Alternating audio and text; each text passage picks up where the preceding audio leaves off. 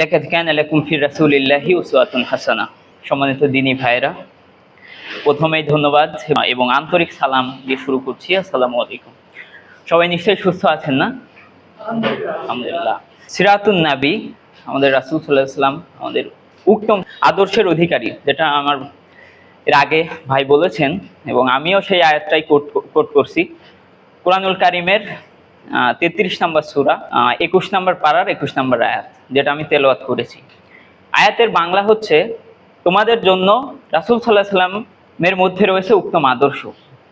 তো এই আয়াতটার আপনি অর্থ এখানে শুধু যে আমরা মুসলমান হিসেবে যে আমরা বিশ্বাস করি এমনটা না। আপনি যদি জানেন যে সমস্ত রিলিজিয়াস যে কয়টা আছে, হিন্দু বলেন, বৌদ্ধ বলেন, খ্রিস্টান বলেন, সবাই প্রফেট মুহাম্মদ সাল্লাল্লাহু আলাইহি ওয়াসাল্লামকে তার আদর্শ হিসেবেই তারা স্বীকৃতি দিয়েছে এবং শ্রেষ্ঠত্বর যে তার চরিত্র, আখলাকে হামিদা, এটার স্বীকৃতি সে পেয়েছে। এবং কয়েকটা আমি 4টা পয়েন্ট নিয়ে কথা বলবো, তার জীবনের 4টা পয়েন্ট, যেটা আমাদের জন্য সবচেয়ে গুরুত্বপূর্ণ বিষয়। সেটা হচ্ছে সত্যবাদিতা ও আমানতদারিতা।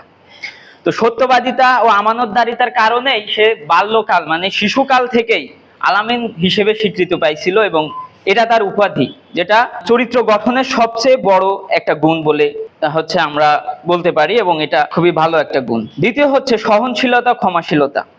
সহনশীলতা এবং ক্ষমাশীলতার উদাহরণ হিসেবে যখন তায়েফের ময়দানে যখন রাসূল সাল্লাল্লাহু আলাইহি ওয়াসাল্লামকে পাথর দিয়ে আঘাত করা হচ্ছিল, তখন তাদের জন্য দোয়া ছাড়া এক সময় বর দোয়া করেননি, যেটা তার সহনশীলতা, পাথরের আঘাত খাওয়ার পরে সহনশীলতা এবং ক্ষমাশীলতার যে বহিঃপ্রকাশ, সেটা তিনি দেখিয়েছেন, যেটা আমাদের চরিত্রের মধ্যে ইনক্লুড অবশ্যই করা উচিত।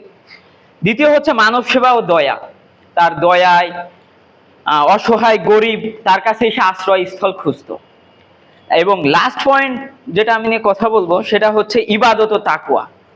ইবাদত ও তাকওয়া, আমাদের এর আগে অনেক নবী রাসূল এসেছেন, কিন্তু কোরআন নাজিল হয়েছে একমাত্র হযরত মুহাম্মদ সাল্লাল্লাহু আলাইহি ওয়াসাল্লামের উপরে। যে 40 বছর বয়সে আমাদের 30 পারার যে কোরআন, এটা আল্লাহর যে ওহী, এগুলো 40 বছর বয়সে তিনি ইবাদতে দিনরাত তিনি আল্লাহর ইবাদত করতেন, মগ্ন থাকতেন এবং তার উপরে কোরআনটা নাজিল হয়। তো যেহেতু সময় 5 মিনিট, তেমন বক্তব্য দীর্ঘায়িত করার সুযোগ নেই, তো আমরা আজ আমাদের উচিত রাসূল সাল্লাল্লাহু আলাইহি ওয়াসাল্লামের আমাদের কোরআনের যে আয়াত, এটার উপর আমল করা। তো সর্বোপরি আমরা রাসূল সাল্লাল্লাহু আলাইহি ওয়াসাল্লামের আদর্শকে গ্রহণ করব। তো আমি আর বক্তব্য দীর্ঘায়িত করছি না। থ্যাংক ইউ সবাইকে। আসসালামু আলাইকুম ওয়া রাহমাতুল্লাহ।